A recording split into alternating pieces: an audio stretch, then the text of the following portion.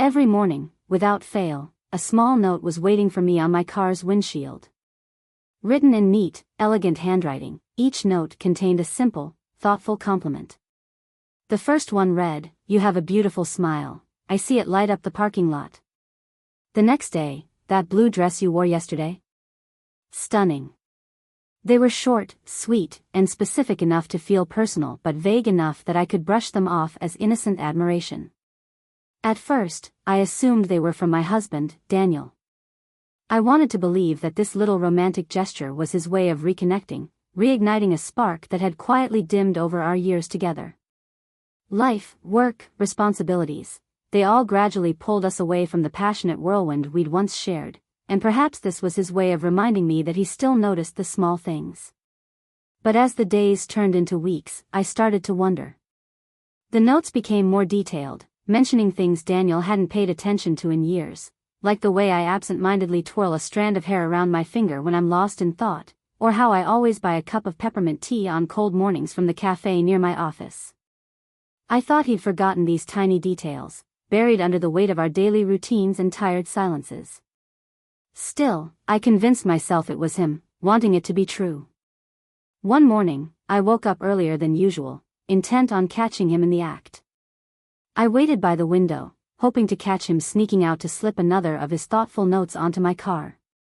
But I watched as he went about his morning ritual, oblivious to the world, sipping his coffee as he read the news in his usual chair. There was no hint of a secret smile, no glances over his shoulder.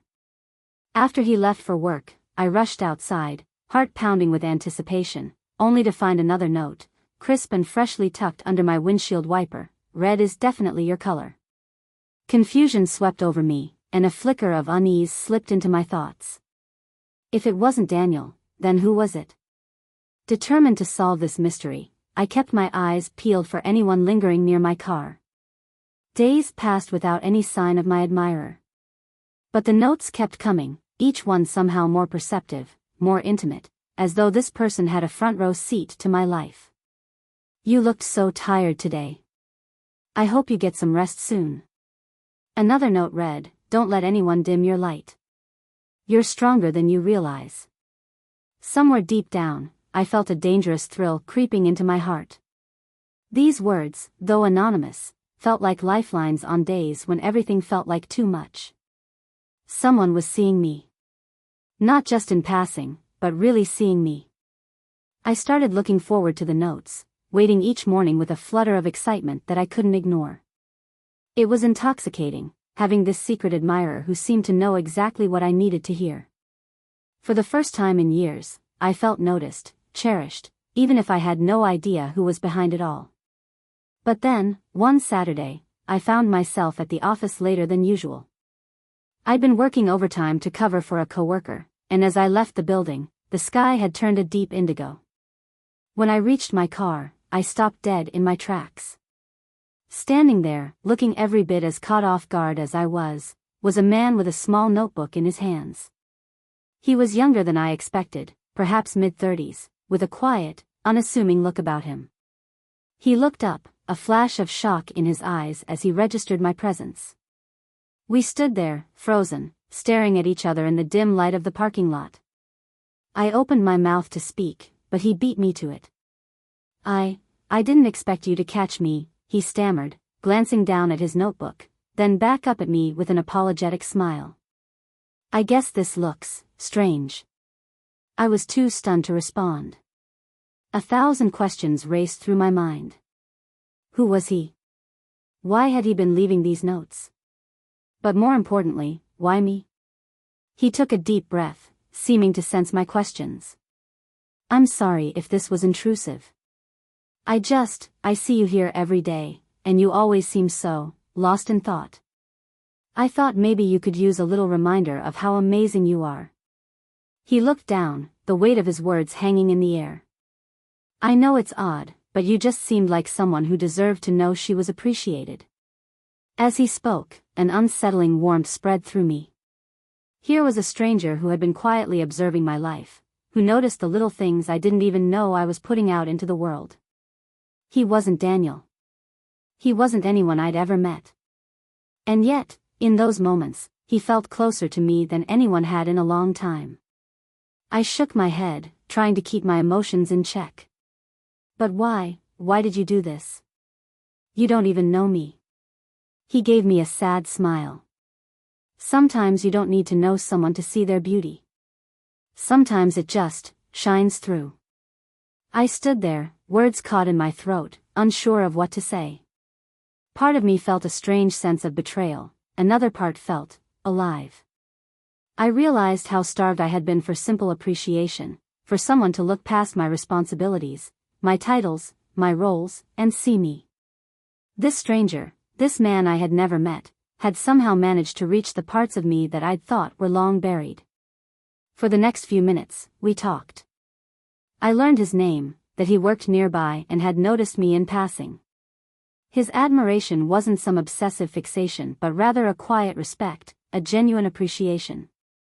As we talked, he handed me his notebook, letting me flip through pages filled with thoughts he'd jotted down, notes he'd meant to leave but never did.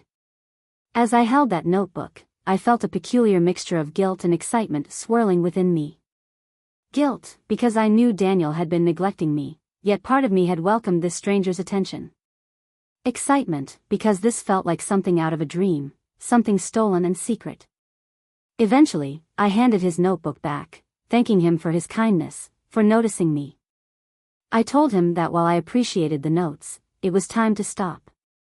He nodded, understanding, though there was a trace of sadness in his eyes as he slipped the notebook into his pocket. That night, I lay awake beside Daniel, staring into the darkness, feeling the weight of all that had happened. The realization hit me like a wave. Somewhere along the line, I had begun looking for the things I was missing at home in places I didn't even know existed.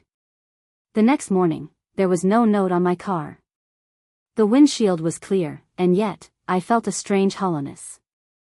I had thought those notes were from Daniel, a reminder of a love that was supposed to last forever. Instead, they had come from a stranger who somehow knew how to reach into my soul and remind me of who I was. I wasn't sure if I was grateful or heartbroken. And yet, as I sat in my car, staring at the empty windshield, I realized that maybe it was time to start finding my way back to myself, no notes required. In the days that followed, I carried an invisible weight. The absence of those notes on my windshield left a peculiar emptiness, one I hadn't anticipated. I tried to fill it with Daniel, yearning for him to notice the things he once saw in me, my laugh, my habits, even my little flaws. But every time I looked at him, I could see he was somewhere else, lost in his own world of work and obligations. It was a cruel twist of fate, really. Those notes, so small and seemingly insignificant, had illuminated all the gaps in my marriage. I began to question everything. When had we last had a real conversation? I mean, not about bills, or groceries, or schedules, but about us, about our dreams, about what still kept us together after all these years. It was hard to pinpoint the exact moment our relationship had shifted from passion to polite companionship, from comfort to complacency. I tried to remember the last time he'd noticed a new dress or complimented the way I looked, but the memories seemed faded, lost under a haze of days that blended into years. One afternoon, unable to shake the lingering emptiness, I decided to confide in my best friend, Lila. We met up at our usual coffee spot, a cozy cafe tucked away in a quiet corner of town. As I shared the story of the notes, I expected her to laugh it off, to tease me for letting a stranger's attention get to me. But instead, her face softened, a look of quiet understanding in her eyes. You know, she began, swirling her coffee thoughtfully, sometimes the attention we don't get from the people we love leaves holes. And when someone else comes along and fills those spaces, even just a little, well, it's hard to ignore that. Her words struck a chord. It was true, the notes had filled a part of me I'd forgotten was empty. But they were also a reminder of all the ways I was yearning for something real, something I had once felt so strongly with Daniel. Lila suggested couples therapy, or even just a weekend away with him to reconnect. But I knew Daniel. He would brush it off, insist we didn't need outside help, that we were fine. That word, fine, had become a familiar refrain in our house, the unspoken code for all the things we didn't want to address. As days turned into weeks, I found myself returning to the parking lot early, hoping to catch another glimpse of the man who had left those notes. I told myself it was just curiosity, an innocent need to understand why he had noticed the things my own husband had long since overlooked. But deep down, I knew it was more than that. One rainy afternoon, as I was leaving the office, I spotted him again. He was leaning against his car, the collar of his coat turned up against the drizzle, hands tucked into his pockets. The sight of him made my heart pound, an unwelcome flutter that betrayed the control I thought I had over my emotions. He noticed me and gave a small, hesitant smile, the kind that seemed to hold 1,000 unspoken words. I walked over, my footsteps sounding impossibly loud against the pavement. The rain pattered around us, creating a small, intimate bubble in an otherwise dreary day. We exchanged a few polite words, both of us avoiding the real questions that hung in the air. Finally, I took a deep breath, feeling the words press against my throat. "Why did you leave those notes?" I asked, my voice barely above a whisper. He looked down, his expression a mixture of guilt and vulnerability. "Because you looked like someone who deserved them," he replied. "I don't know much about you, but I could see that you needed a reminder of how special you are." His words felt like a confession, an acknowledgement of something both of us had been skirting around. There was an intimacy in that moment, a silent understanding that defied logic. I knew it was wrong to feel this way, to let myself be affected by the attention of a stranger. And yet, the simplicity of his answer struck a deep chord within me. After that encounter, something changed. I no longer looked for the notes, and he stopped leaving them. But I felt his presence like a shadow, an invisible tether that lingered in my thoughts. It was maddening, this quiet yearning, this sense that someone out there saw me in a way my own husband no longer did. One night, as Daniel and I sat across from each other at the dinner table, the silence between us felt suffocating. He was engrossed in his phone, scrolling through emails, completely oblivious to the turmoil within me. I wanted to reach across the table, to shake him, to ask if he still saw me, if he even knew who I had become. But the words wouldn't come. I was too afraid of what I might hear, of the confirmation that the distance between us was as real as it felt. Days passed, and I tried to throw myself into distractions, work, friends, anything to drown out the emptiness that had become so glaringly obvious.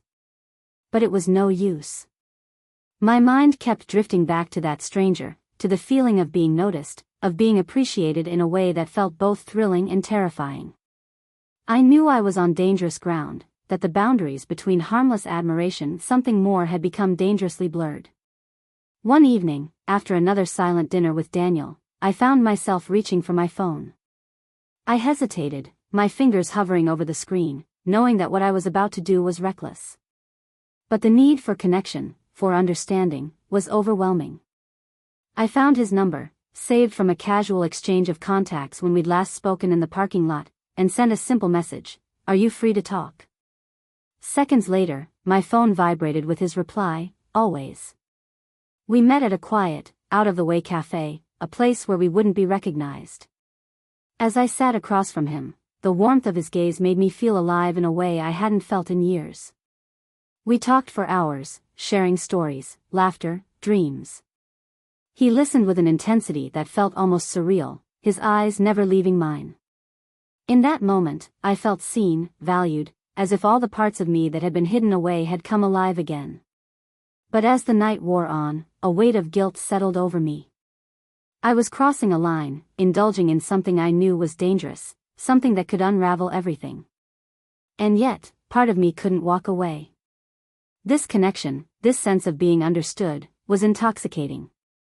We continued meeting, each encounter adding another layer to the unspoken bond between us.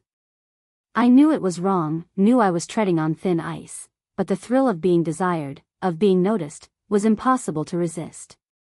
It was as if he had become the mirror through which I could finally see myself again, a version of me that was vibrant, alive, and unafraid.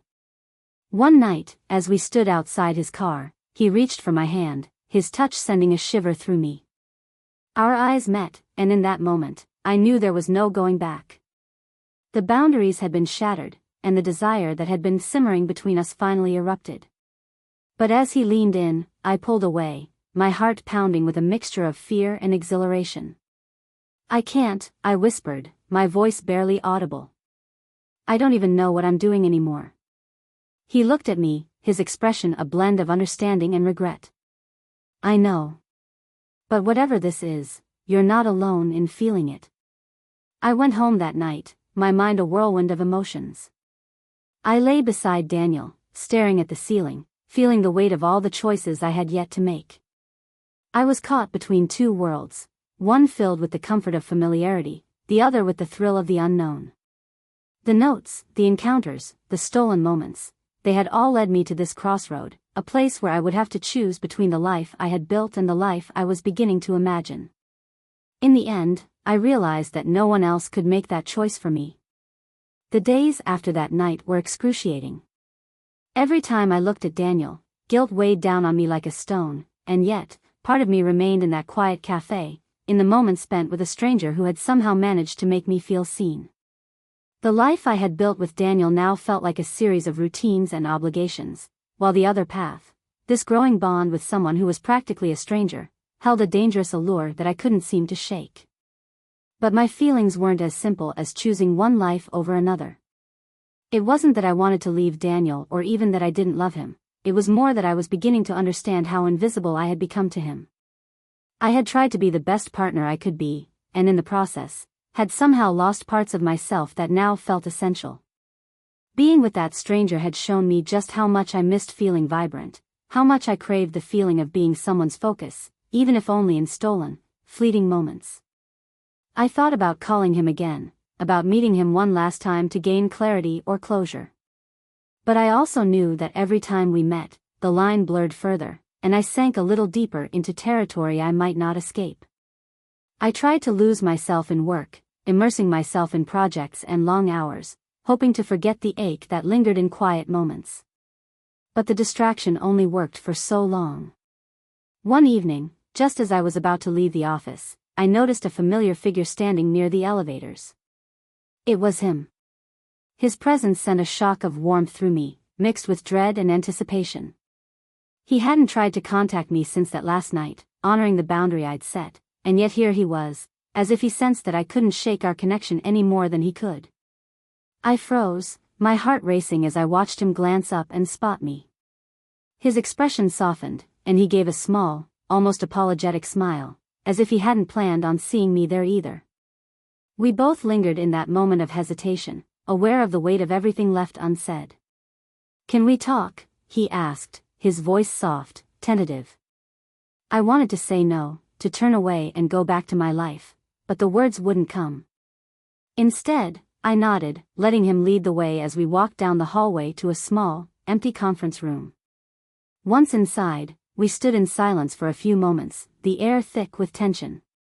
Finally, he spoke, his voice barely above a whisper. "I didn't mean to make things harder for you. I know this, whatever this is complicated. But I just wanted you to know that I'm here, even if it's only to listen."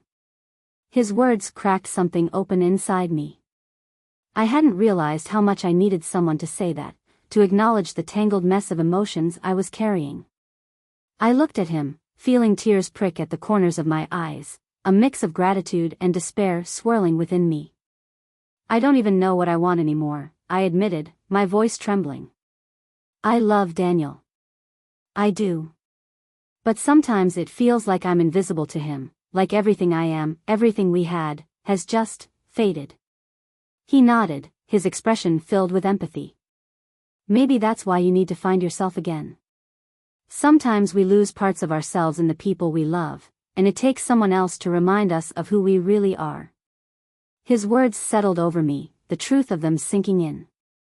It wasn't just about my marriage or even about him, it was about me, about reclaiming the parts of myself I'd abandoned along the way. The realization hit me with a force I hadn't expected. I needed to rediscover who I was, apart from Daniel, apart from my roles and responsibilities. And maybe, just maybe, this stranger had been a catalyst in that journey, a reminder that I didn't have to disappear within my own life. We sat in silence for a few moments, letting the weight of that realization linger between us. It was a silence filled with understanding, a mutual acknowledgement that what we had was fragile, perhaps even temporary, but profoundly meaningful. Eventually, he reached out, his hand brushing against mine in a gesture so simple yet so powerful that it took my breath away. "No matter what you choose, I hope you find what you're looking for," he whispered, his eyes holding mine with a warmth that was both comforting and heartbreaking. I knew then that whatever this was between us, it couldn't last. We had been two lost souls who found solace in each other for a brief, stolen moment in time, but the real journey ahead was mine to face alone. I had to find my way back to myself, and I couldn't rely on him, or even on Daniel, to do that for me. As I walked out of the building that evening, I felt a strange sense of peace settle over me.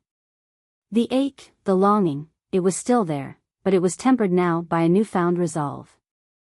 I would go home and talk to Daniel, not to fix things overnight, but to begin the difficult work of rebuilding the parts of myself I had let go. That night, I sat down with Daniel. For the first time in a long time, we talked, truly talked, about everything we had been avoiding. I told him about the emptiness I felt, about the distance that had crept into our lives. And while I didn't tell him about the stranger or the notes, I shared the deeper truth behind them, that I had lost sight of who I was, and that I needed to find that person again, not only for myself but for us. Daniel listened, his face softening as he absorbed my words. There was a sadness in his eyes, a realization that he, too, had let parts of our relationship slip through his fingers. We talked late into the night, unearthing long-buried feelings and hurts, our conversation raw and vulnerable in a way it hadn't been in years. In the days that followed, we made small, tentative steps toward each other. It wasn't easy. There were awkward silences, moments of doubt, times when the old habits threatened to pull us back into our familiar patterns. But there was also hope, a fragile yet persistent hope that maybe, just maybe, we could find our way back to each other, not as the people we once were, but as the people we were becoming.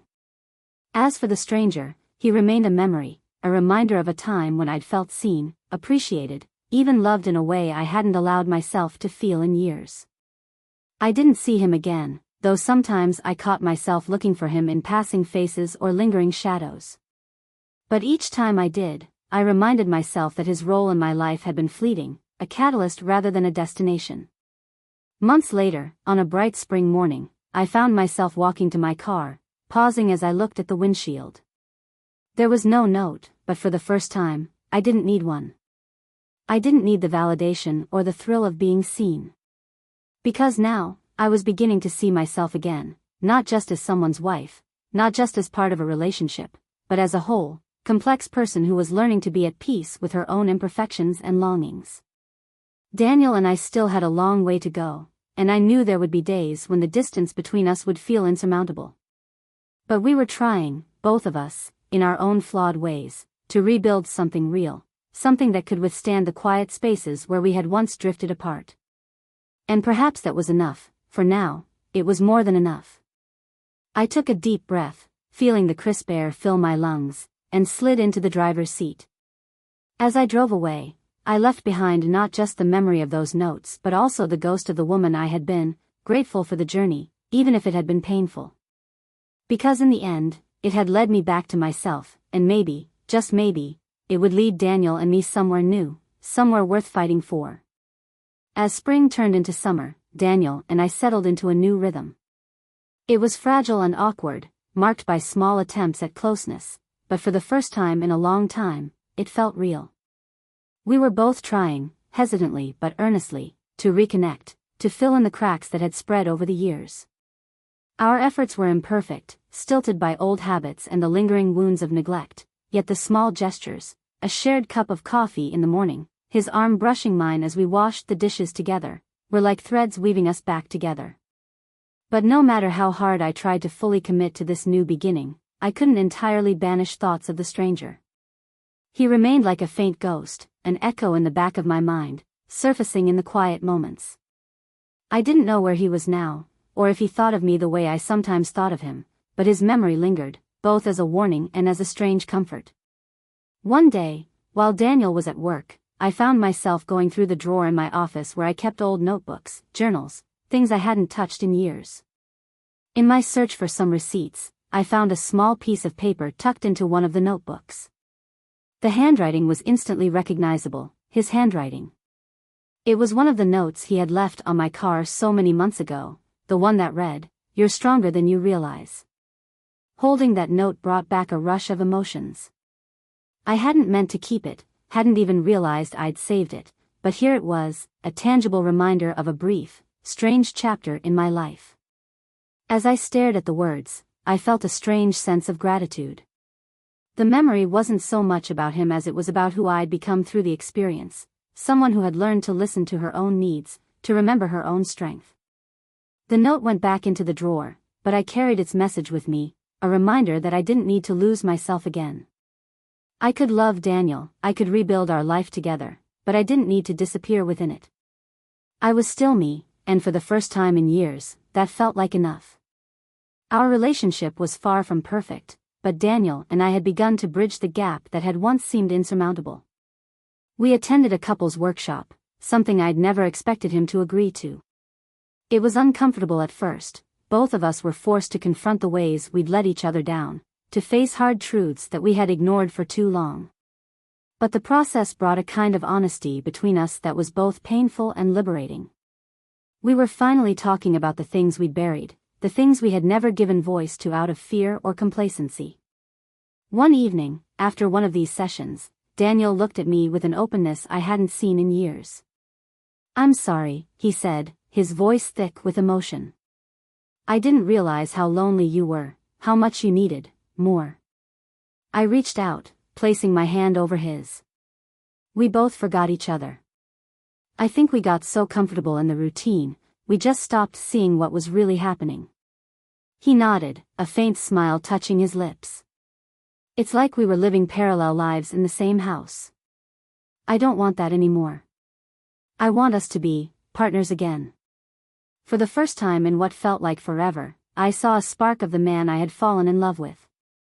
The man who had once been my best friend, my confidant, my safe place.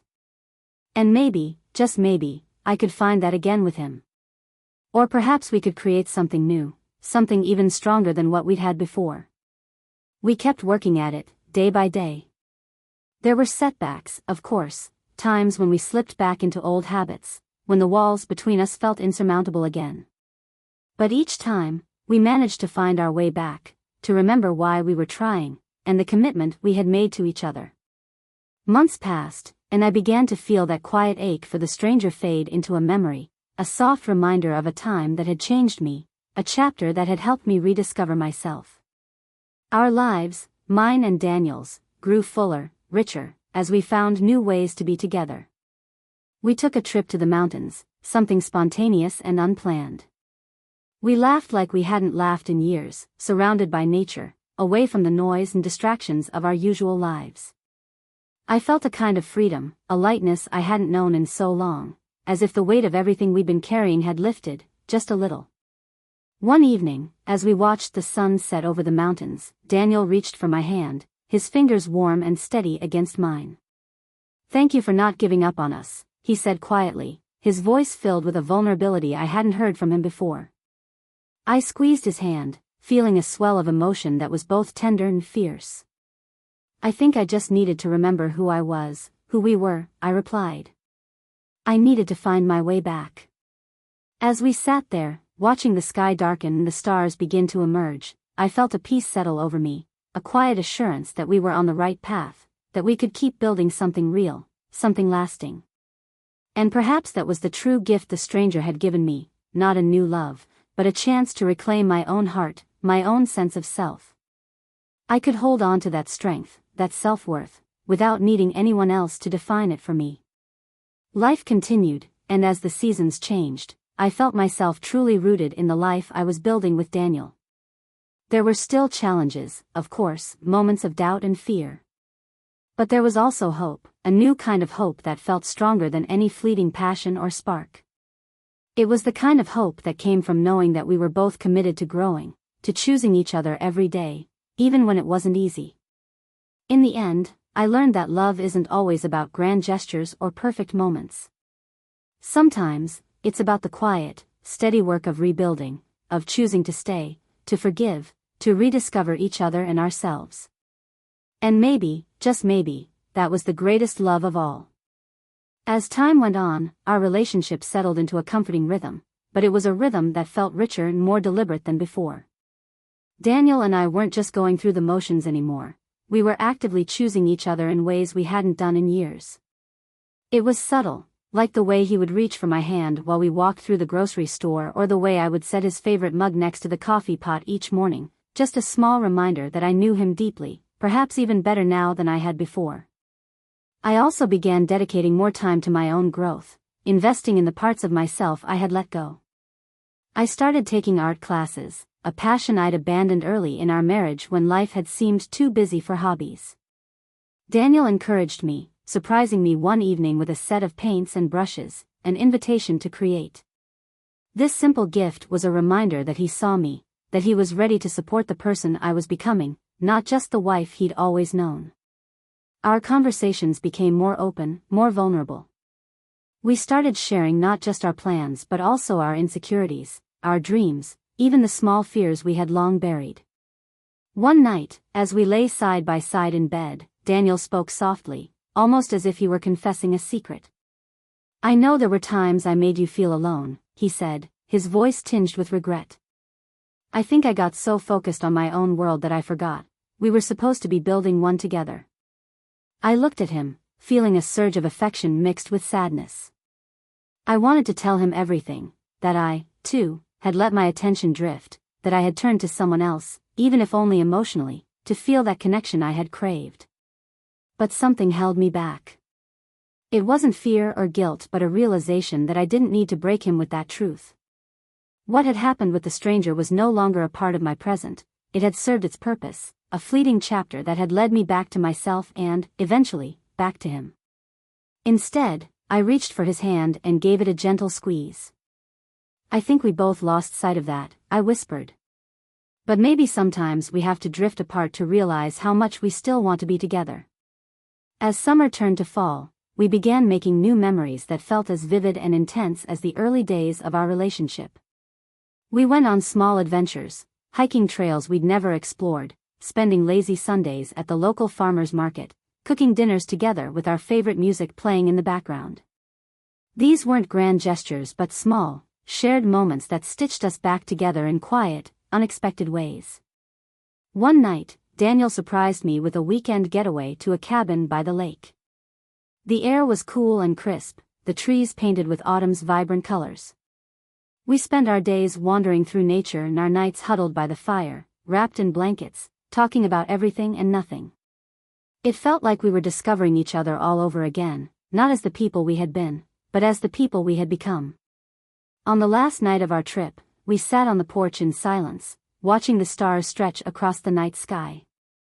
I felt a profound sense of gratitude, for him, for this second chance, for the quiet resilience that had brought us here. "Thank you," I whispered, leaning my head on his shoulder.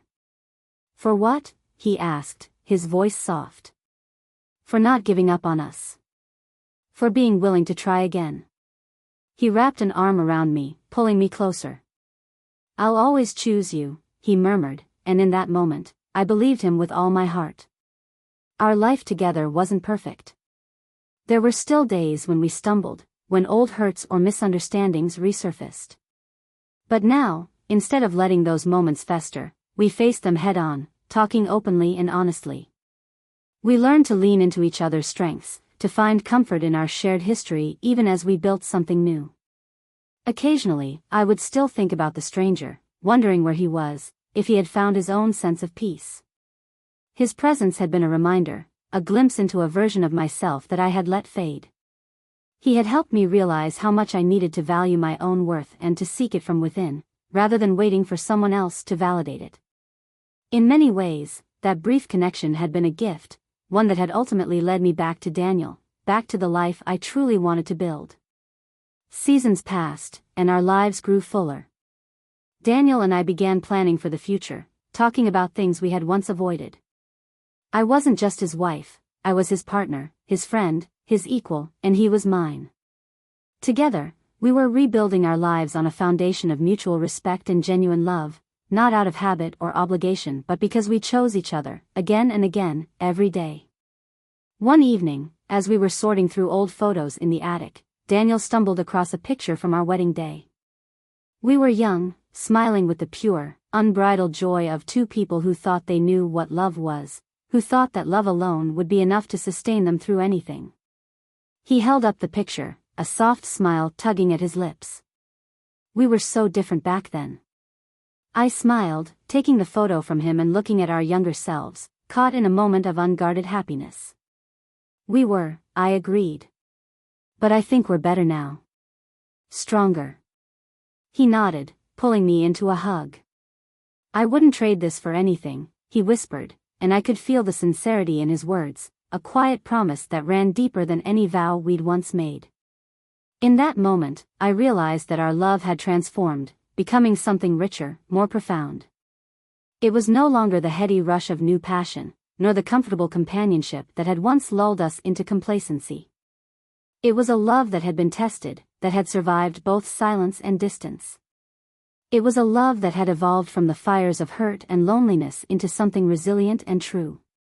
As we stood there, surrounded by the relics of our shared past, I felt an overwhelming sense of peace. I knew there would be more challenges, that we would face new obstacles and moments of doubt.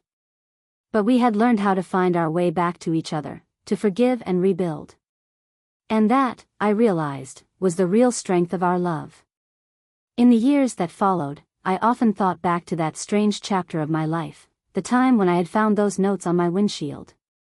They had been a wake-up call, a gentle push from the universe to find my own path to happiness, to reclaim my own worth.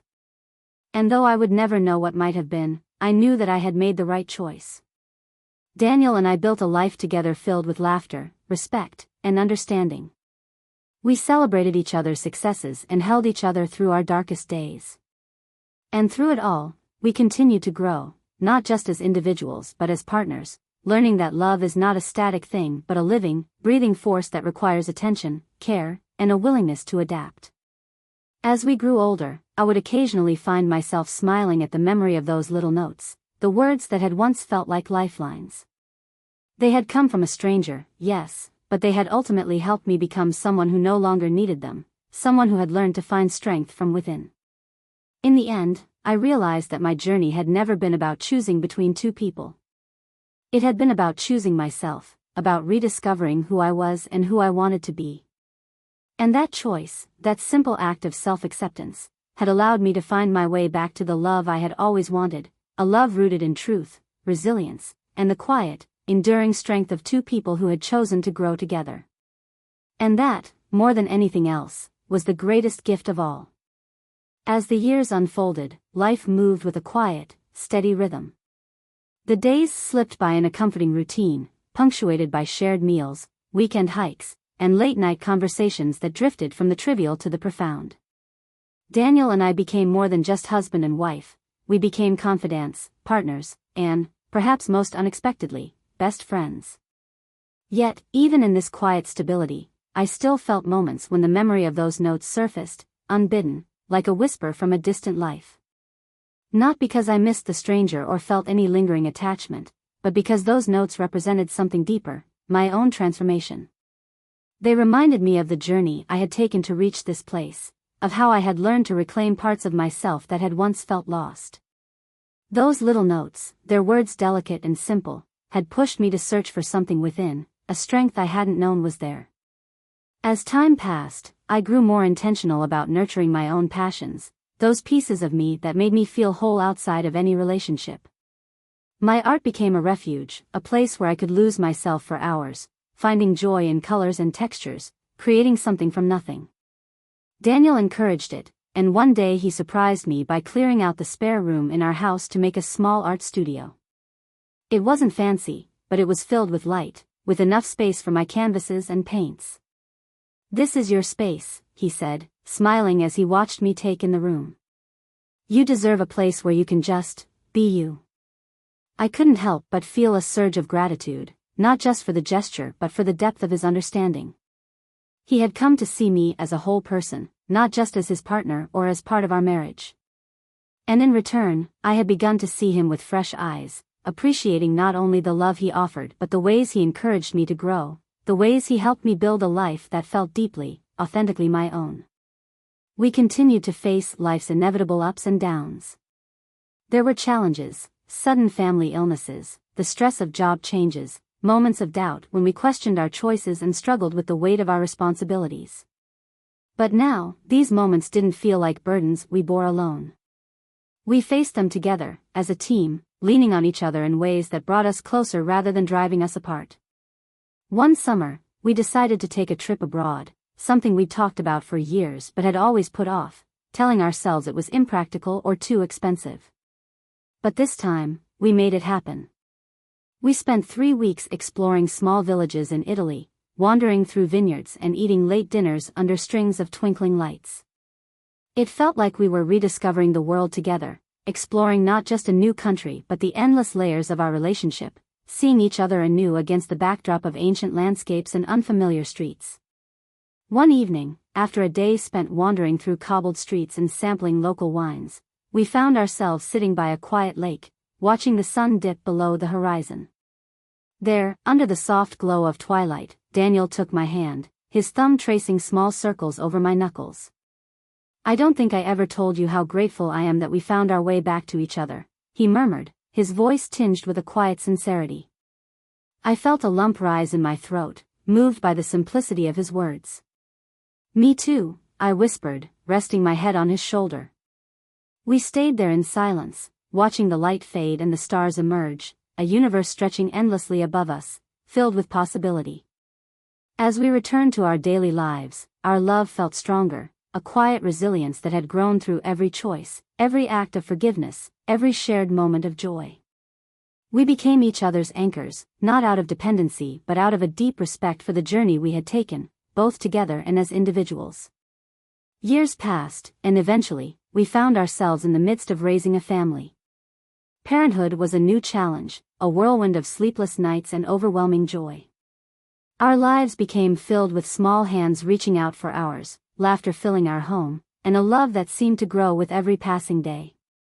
Daniel became a devoted father, and I marveled at the ways he supported me, not just as his partner but as a woman balancing the roles of mother, artist, and individual.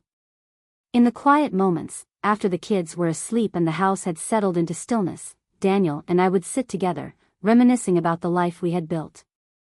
I sometimes wondered aloud how we had managed to come through the difficult years, the times when it seemed like our marriage might crumble under the weight of silence and misunderstanding. Daniel would always give a soft smile and shake his head, as if marveling at it himself. "It wasn't easy," he'd say, his gaze soft. But I think we both knew, deep down, that what we had was worth fighting for. Even when we lost our way. Looking back, I could see that he was right. Our love had survived not because it was flawless, but because we had been willing to do the hard work, to rebuild, to choose each other in moments when walking away might have seemed easier. And in that choice, we had discovered a love that was more than just a feeling, it was a commitment, an enduring promise that grew stronger with every challenge, every shared dream, every quiet moment spent together. As the years stretched on, our children grew and eventually began lives of their own. Our home became quieter, filled with memories and echoes of laughter, and yet the bond between Daniel and me remained as strong as ever. We had weathered so much together, and through it all, our love had only deepened, becoming a steady, unbreakable force that anchored us both. In our later years, we took to spending slow mornings on the back porch, sipping coffee and watching the sunrise. The simplicity of those moments, the quiet companionship we shared, felt like the culmination of everything we had worked for, everything we had chosen. We no longer needed grand gestures or dramatic declarations, we simply needed each other, a quiet reassurance that we had found something rare and lasting. One morning, as we sat together in comfortable silence, Daniel reached over and took my hand. His fingers, now lined with age, felt as familiar as my own, a presence that had been with me through every season of life. "I'd choose this life with you, over and over," he said, his voice soft, but filled with the weight of years. Even with all the struggles, the mistakes, the times we almost lost each other. "I'd choose it all again." I looked at him, feeling a wave of gratitude wash over me, a deep, abiding love that had been shaped by every choice, every act of forgiveness, every quiet moment of understanding. "I'd choose it too," I replied, my heart swelling with a quiet, contented joy. In the end, I realized that our love story wasn't defined by perfection or by avoiding hardship. It was defined by resilience, by our willingness to grow and change, by the way we had learned to see each other in new ways even as we aged. It was a love rooted in respect, in shared dreams, in the simple beauty of knowing that we had walked this journey together, side by side. And as we sat there, hands intertwined, watching the sun rise over the horizon, I knew that this quiet, enduring love, was the real gift, the truest legacy we could leave. It was a love that had grown stronger with time, a love that had survived the trials of life, a love that had, in the end, become a part of who we were. And I knew, with every fiber of my being, that it had all been worth it. As our years together stretched onward, the rhythm of our days became almost like a gentle melody, soft, familiar, comforting. Daniel and I had long since settled into the quiet, unspoken understanding that defines a life well lived together. We didn't need words to express our feelings, a shared glance, a simple touch, the warmth of a hand on a shoulder could say more than any declaration ever could. Life had its way of surprising us, though. Even as we grew older, we found new joys and new challenges that kept us grounded in the present. We became grandparents, a role neither of us had anticipated with quite so much excitement. Seeing our children, now grown, carry on pieces of our lives, our values, and our love into their own families was a gift beyond words. Our grandchildren brought laughter and light into our home, their curiosity and joy reminding us of all the little wonders that had once filled our lives when we were young parents ourselves.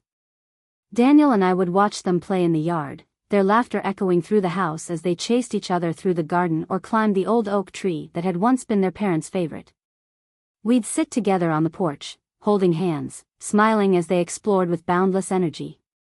In those moments, I saw the reflection of our own lives, as though everything we'd shared and built had come full circle, finding new life in these little ones who carried our story forward. In those later years, my art also found new meaning. I started painting scenes from our lives, snapshots of moments that had shaped us. I painted the mountain cabin where we had reconnected on that fateful trip, the lakeside sunset that had brought us to tears with its beauty. I painted our old house, the way it had looked in each season, how it had changed as our family grew, the walls filling with memories and the floorboards creaking under the weight of so much life. Daniel encouraged me every step of the way, always saying he admired how I could capture the beauty in the ordinary. One winter, a friend convinced me to hold a small exhibition at a local gallery. It was a modest space, but it felt surreal to see my work displayed under bright lights, to have strangers walk past and linger over images that held such personal meaning. Daniel stood by my side that night, beaming with pride, holding my hand as we greeted friends and visitors who had come to celebrate my work.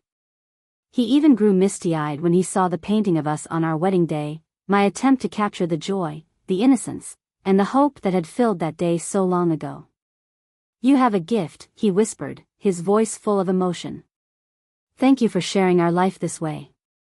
I felt a warmth bloom in my chest, realizing that this moment wasn't just about my art.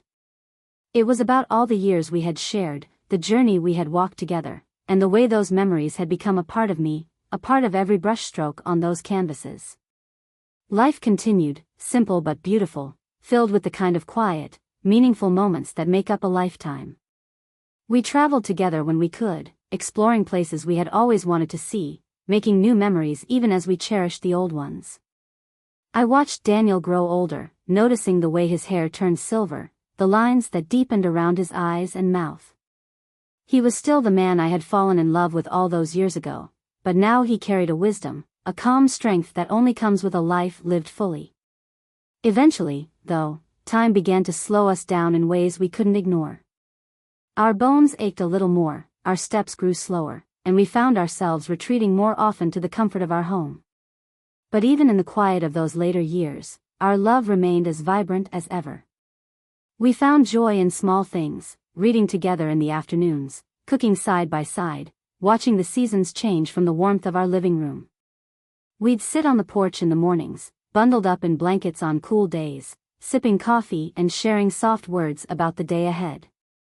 One autumn, as the leaves began to change and fall, Daniel became ill. It started gradually, a cough that wouldn't go away, a tiredness that lingered even after he'd rested.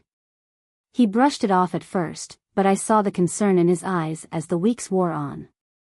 Doctors' visits confirmed what we both feared: it was something serious, something that couldn't be easily healed. Those days were hard, filled with quiet bravery as we tried to face the reality of his diagnosis. Daniel, ever the optimist, remained as cheerful as he could, comforting me even as his strength waned. "We've had a beautiful life," he would say, his voice soft, his gaze filled with love. I wouldn't change a thing. Not one single thing. In those final months, I cared for him with all the love and devotion I could muster, honoring every moment we had left. We shared stories, reminisced about the life we had built, the places we had seen, the laughter and the tears that had bound us together over so many years. And as his strength faded, I found myself feeling an overwhelming gratitude for the love we had shared. It wasn't the kind of love that burned brightly and then faded. It was a love that had grown over time, enduring all the changes, holding steady through every storm. One crisp, golden afternoon in late fall, as the leaves outside turned brilliant shades of red and orange, Daniel slipped away. I was holding his hand, whispering softly to him, my voice a promise that he wouldn't be alone. The room was filled with a quiet, sacred peace, as though the world itself had paused to honor him. In the days that followed, I felt his absence keenly, a hollow ache that seemed to echo through every room, every corner of our home. The grief was profound, yet it was softened by the knowledge that we had lived our love fully, that we had given each other everything we had to give. I would find myself reaching for his hand in the night, or pausing at the sound of laughter, expecting to hear his voice beside me. But slowly, with time, I began to find solace in the memories we had created, in the legacy of a love that had grown stronger with every passing year. I poured my grief into my art, painting scenes from our life together, filling canvas after canvas with the moments that had defined us.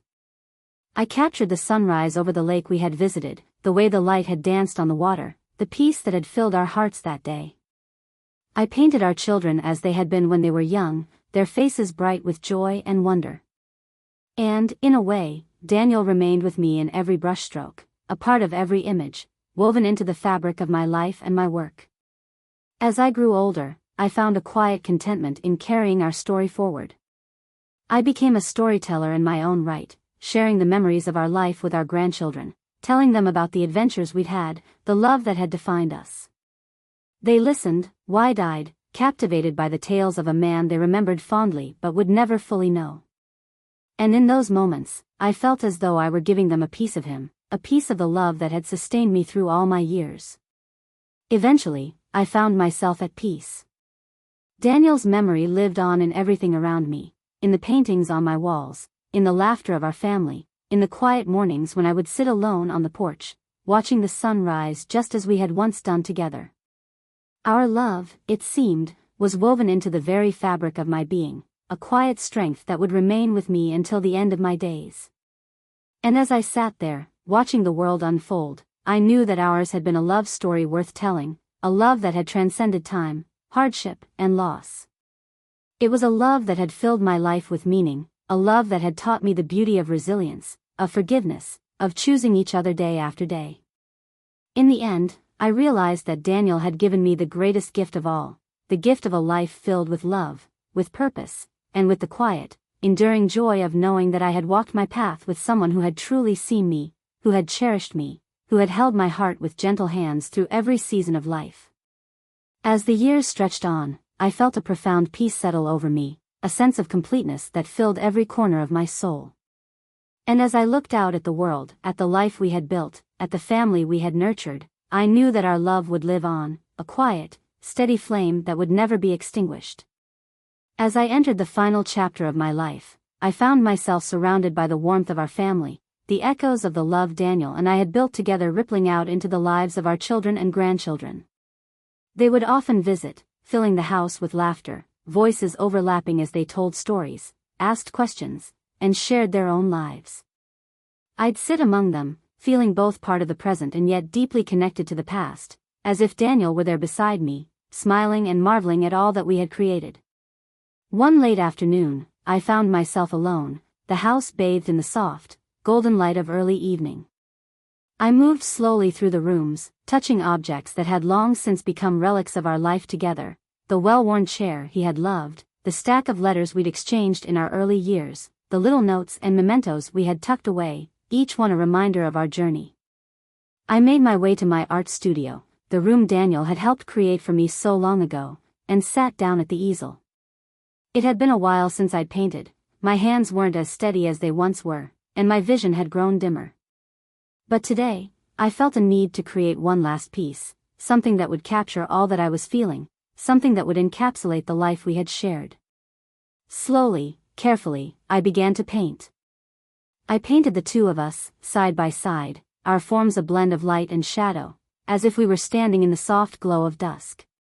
Behind us, I painted the mountains we had loved, the lake where we had once watched the sun set, and the old oak tree where our children and grandchildren had played, its branches stretching out like arms to embrace us. It was a simple painting, but it felt complete, a testament to all that we had been and all that we had shared. As I put down the brush, I felt an overwhelming sense of peace wash over me. I knew that my time was drawing near, that soon I would leave this life and all its beautiful memories behind. But there was no sadness in that realization, only gratitude, only love. I felt Daniel's presence, as if he were there with me in that quiet room, his hand on my shoulder, his love wrapping around me like a warm embrace. In those final moments, as I closed my eyes, I felt myself letting go, drifting away from the weight of the world and into something light, something timeless. And in that place, I knew I would find him waiting, just as he had always been, steady, kind, the love of my life, welcoming me home. Our story, a lifetime in the making, was complete. And as I took that last breath, I knew it would live on, in the hearts of those we had loved, in the legacy we had created, and in the quiet, enduring beauty of a love that had transcended time, space, and every boundary of this world. In the end, we had loved fully. And that, I knew, was all that truly mattered.